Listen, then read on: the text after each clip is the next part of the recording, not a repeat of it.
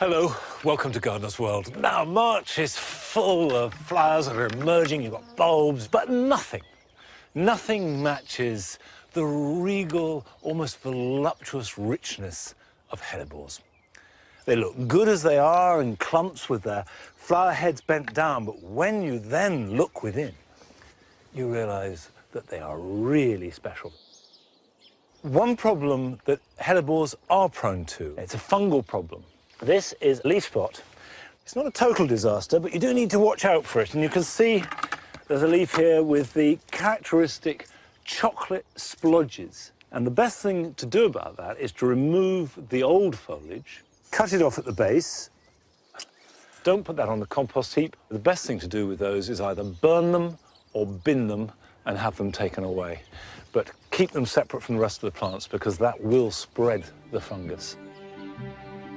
This week, Carol begins a project helping out a couple to reclaim their very overgrown garden. It wasn't until we moved in that we thought, I wonder what we're going to do with this. And Jo is looking how professional garden designers use the tricks of the trade to make even a small garden feel bigger than it really is. This small garden has instant impact from the second you leave the back door. The perfect antidote to its urban surrounds. It's tricky to produce a really good hellebore seedling, but we visit a woman who's dedicated the past 10 years of her life to doing exactly that. I am the bee flying around flower to flower, creating new youngsters that are coming on.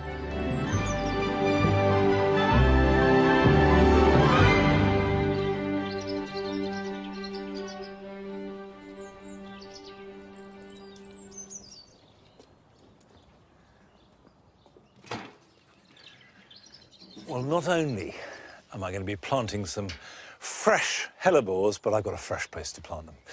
This has been, for the past few years, the area where we had our shreddings, leaves to make leaf mould, all be moved, dug up, mulched, ready for planting on a grand scale.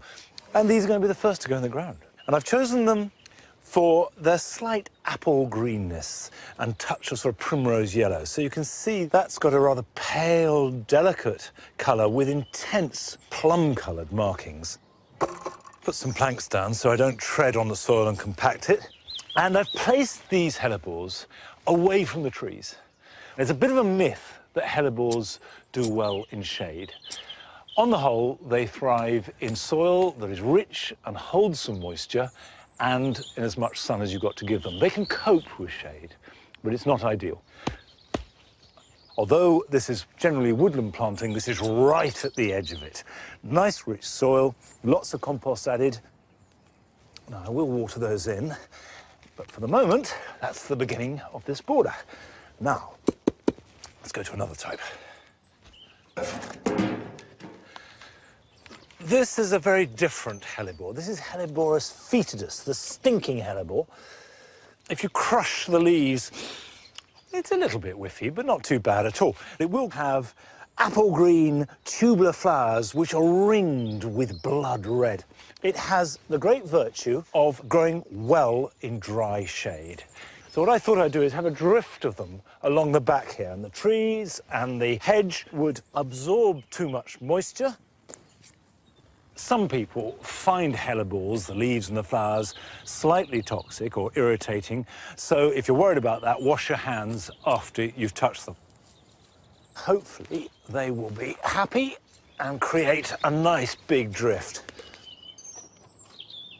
Breeders need a special kind of patience and dedication to select out that special plant. And we went to visit Juliet Davis, who is one of those dedicated hellebore breeders, who is a self-confessed hellebore addict.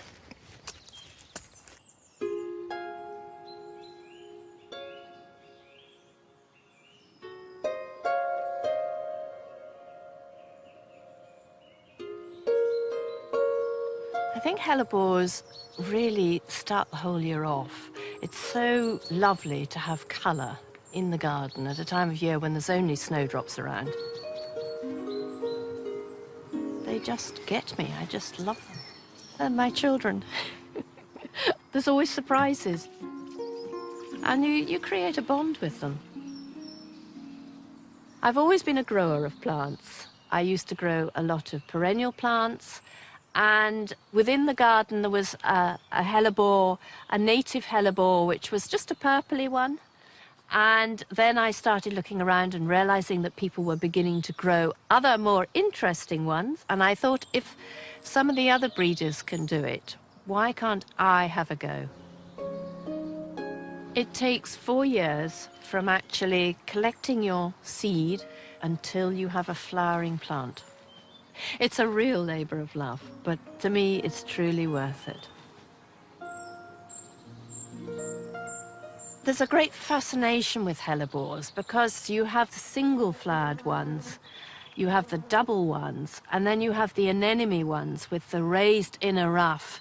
And they could be spotted, or they could be striped, or they could also be picotees, and the edges of these flowers will be pink. The single ones are easier to breed. The anemones are coming along well, but the doubles are more difficult. The stigma inside the buds can be so tiny that they just can't grasp that pollen at the right stage. I can never produce enough doubles, and just not so easy.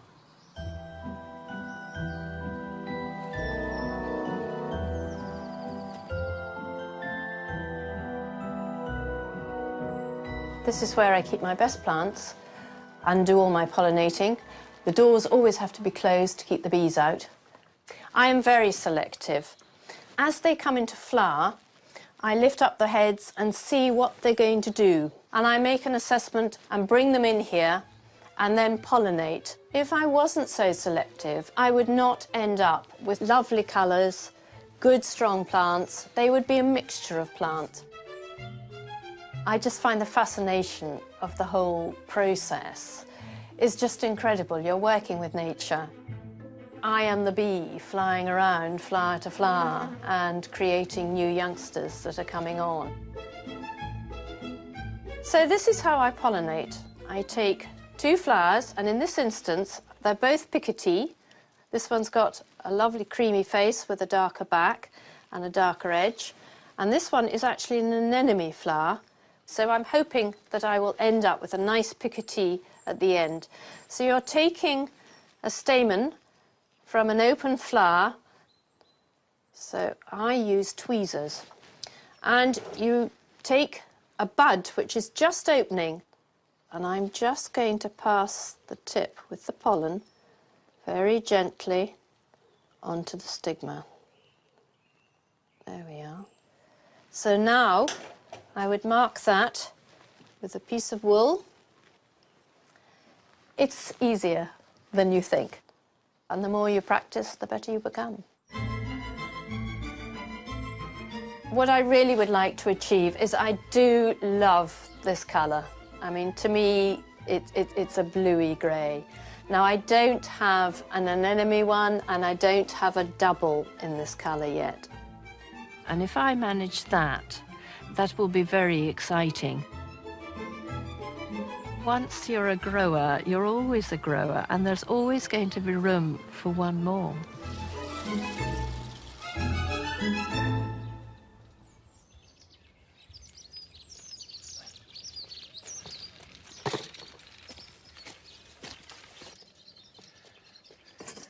Juliet's garden will be open between 2 and 4 on Sunday the 22nd, so you can go along and see her hellebores for yourself. And all the details are on our website. Now, you couldn't have a bigger difference, really, between hellebores coming into their prime now and grasses which have lasted all winter and now are definitely at the end of everything they can do and need to be cleared away and start again. Of course, in order to get that fresh growth coming through, almost all of this top dried material from last year simply needs to be cut back and cleared away. And for the herbaceous grasses, like miscanthus, that's easy. Just cut them back to the ground.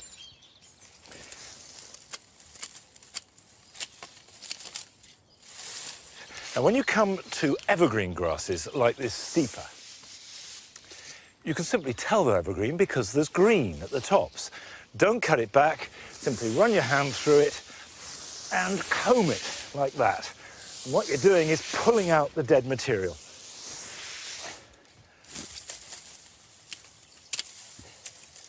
This is hot work. Jacket's coming off.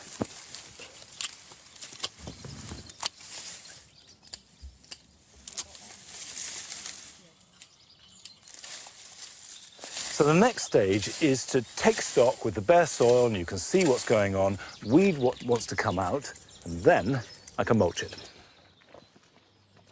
The principle is exactly the same whether you're doing 4 big beds or just 1 square foot.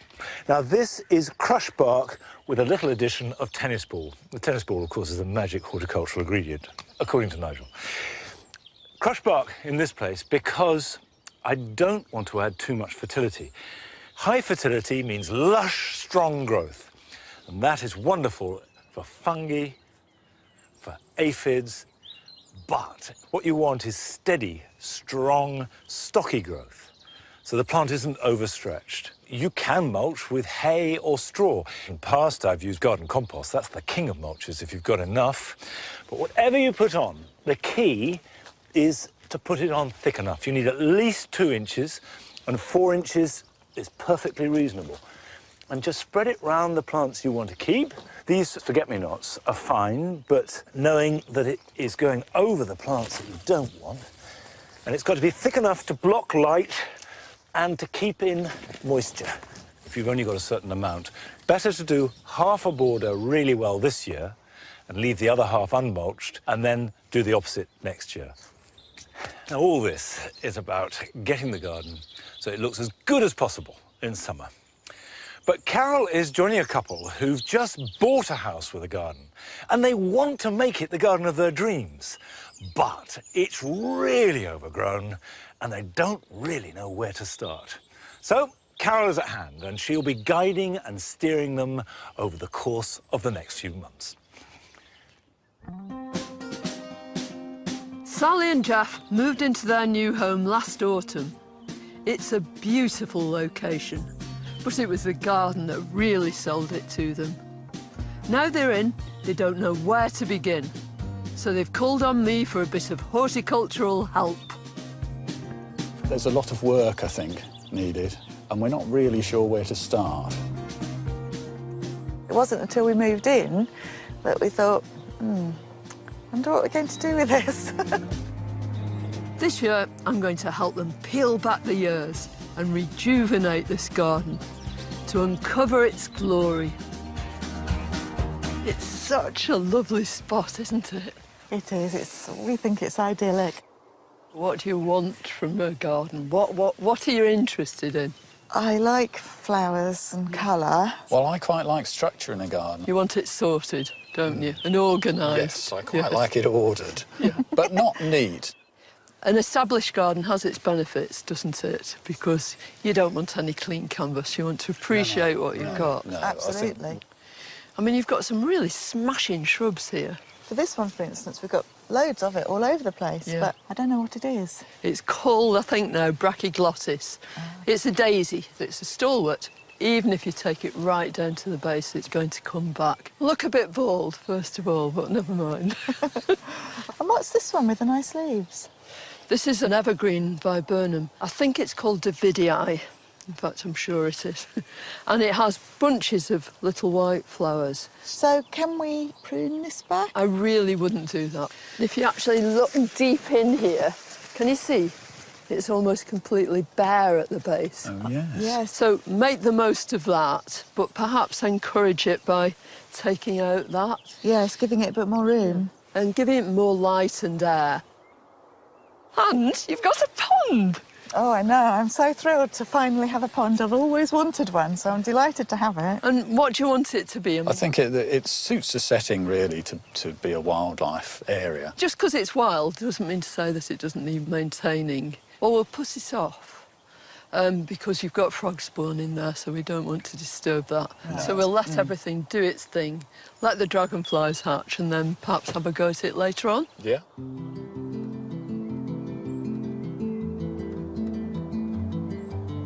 Oh, look at that. It looks dead. Isn't that beautiful? It's a magnificent Magnificent tree peony. Ah. At the end of all these stems are these big fat buds, and they're going to make the most beautiful, enormous yellow flowers. And the thing about it is, here where it is, really it should be resplendent.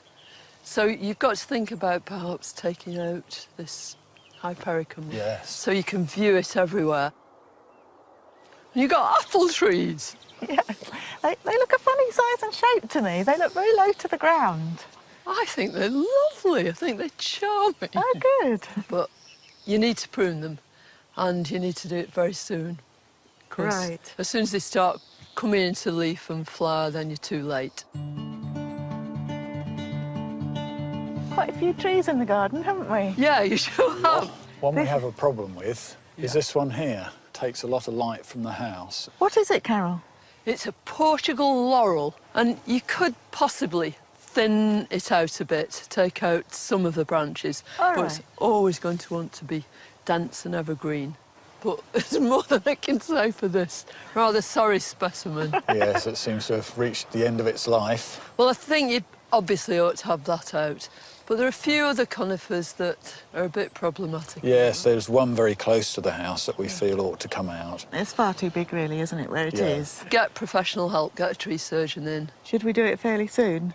Definitely. Yes. I mean, any work on trees you want to be doing before the birds start nesting. So that's definitely one for the professionals. Right. But no excuses here, eh? No, I think we should just get on with it and get it down. Right. Okay. OK.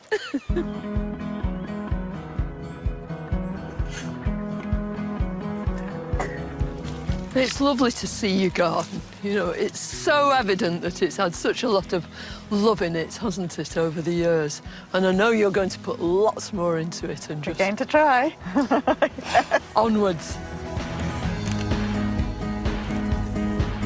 By tackling these dead and overgrown trees, Sally and Jeff will get a clearer picture of what their garden could become.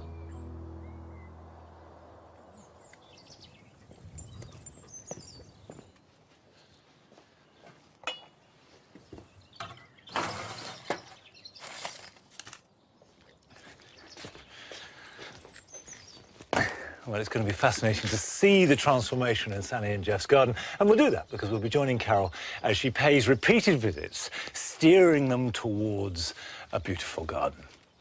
Now, I'm starting filming a new series of Big Dreams, Small Spaces. And if you've got dreams of a beautiful garden for your small space, well, maybe you should try applying and I could come along and help you. If you go to our website, you'll get all the details of how to apply.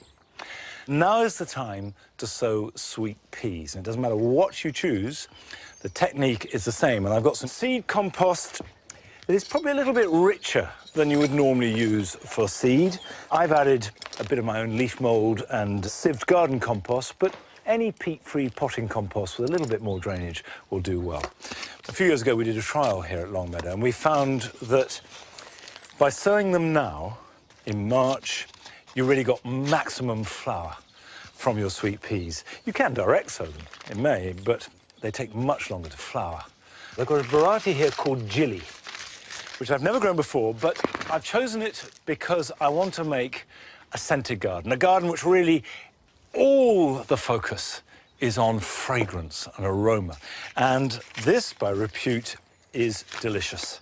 And I put 3 to a pot, and if only one germinates, I keep it there and don't add to it. If all 3, then I plant them all out as a group, so I don't thin them out. And this technique works really well for me. Give them a little bit of protection. Doesn't need to be a greenhouse. It could be a porch or a windowsill. Water them and let them alone. Right, in the fullness of time, they'll be ready to plant out into my new scented garden and fill the air with delicious fragrance. Now, I do realise that most people live in towns, and most town gardens are limited in size. And Joe is continuing his series looking at ways of making the most of any town garden, and above all, on how to make it feel as spacious as possible. In a small town garden, it may seem impossible to fit everything in and not be dominated by your urban surroundings. But as this garden by Chris Moss demonstrates, with some careful design choices, you can create a personal oasis that defies its dimensions. This small garden has instant impact from the second you leave the back door. It's just 5 metres wide by 22 metres long. But this plant-filled haven is the perfect antidote to its urban surrounds.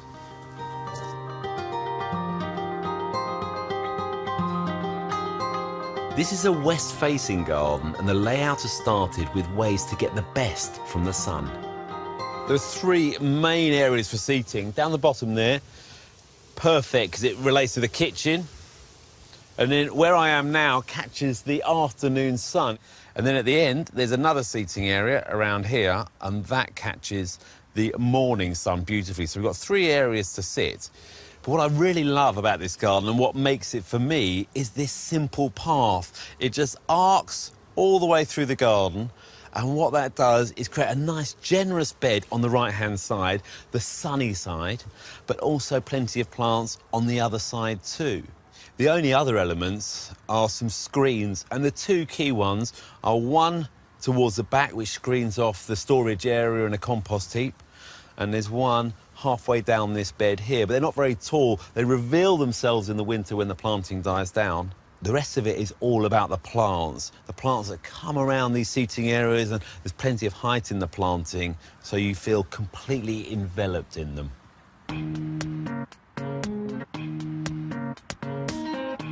A very small garden gives you the opportunity to create your own personalised space, and that starts with the boundaries. In this garden, right outside the door, the walls have been painted black. It's a good low-budget option for a small space. Now, black may seem like a really brave colour to use in the garden, but here I think it's so effective.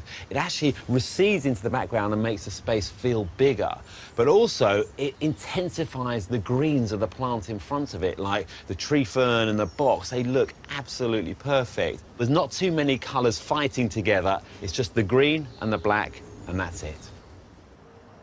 But further into the planting, there's a more naturalistic approach. It's really nice to see a hedge in a city, this wonderful beech hedge, which filters the wind, filters the light, it reflects the seasons because it'll turn a wonderful autumn colour. And from a design point of view, what it does is sort of blur the boundary of the garden, can't quite work out exactly where it ends, so actually makes it feel bigger. When it comes to planting, repetition and simplicity help stretch a small space. But restricting your choices doesn't mean everything will look the same. There's a huge variety of plants in this garden, but the one structural evergreen plant that's tying it all together is box. Now, we often see it in a formal garden, but here, because we've got different sized box balls in different sized pots, it starts that informal theme. The box is cleverly woven throughout the garden, straddling either side of the path. Here we've got a large mounded form nestled in amongst the softer planting. And then on the other side, because box can thrive in sun or shade, we've got this lovely cloud-pruned hedge. Now, it's a bold statement, but this garden doesn't have any lawn at all, so this box is providing plenty of green all year round.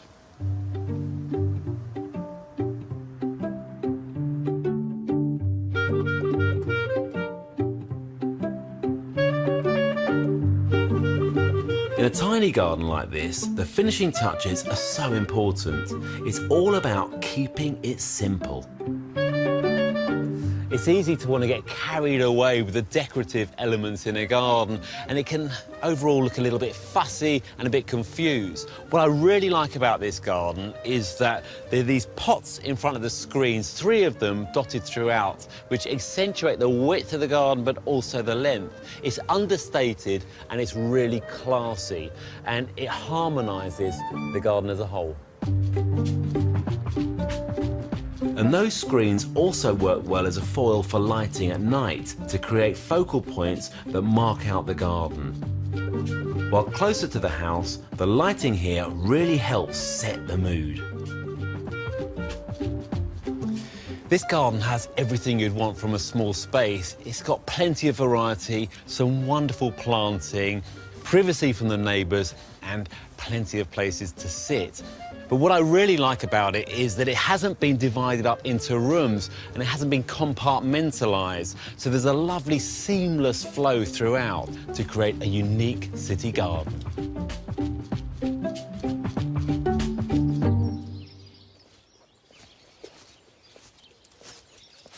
At this time of year, the garden reveals its treasures by degrees. You get these little moments of glory, whether it be a crocus coming through or some new foliage. But nothing so far this year has given me more pleasure than the catkins of the purple hazel. These pink lamb's tails are absolutely lovely. Now, of course, as well as enjoying the highlights at this time of year, there are jobs that have to be done. And here are some jobs that you can be getting on with at home this weekend.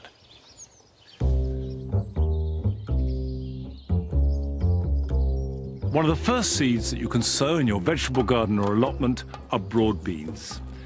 Dig the ground over and add some compost or manure, then rake it level. I like to sow them in double rows, the width of a plank. Space the beans about 3 or 4 inches apart, rake them over lightly and leave them to grow. It's time to prune the late-flowering clematis, like Clematis viticella, that produce a mass of small blooms after the middle of June and carry on right through into autumn. These new flowers are produced on the current season's growth, so everything that grew last year can be cut away. I like to leave a couple of buds, so there's about a foot of growth, but otherwise be brave and cut hard. Rhubarb is growing strongly now, but there's still a high percentage of leaf to stem. But if you force it, all the energy goes into the stems, and they're extra sweet. So as the buds emerge, cover them up, and a bucket will do the job fine. Make sure there's no light, and in a few weeks' time, you should be able to harvest deliciously sweet, succulent stems.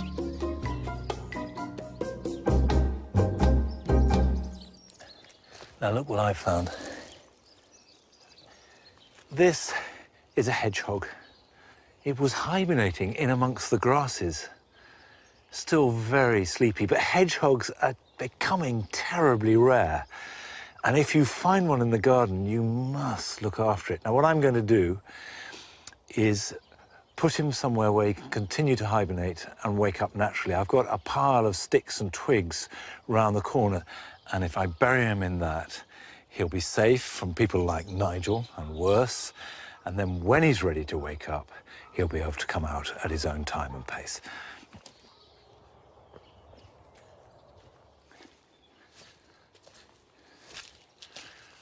Now, I left this pile for wildlife, for things like hedgehogs to use.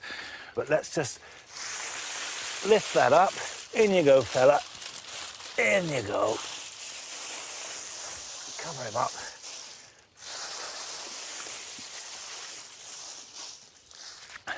Well, that's an exciting way to finish. That's it for this week. And I'll see you back here at Longmeadow next Friday. Till then, bye-bye.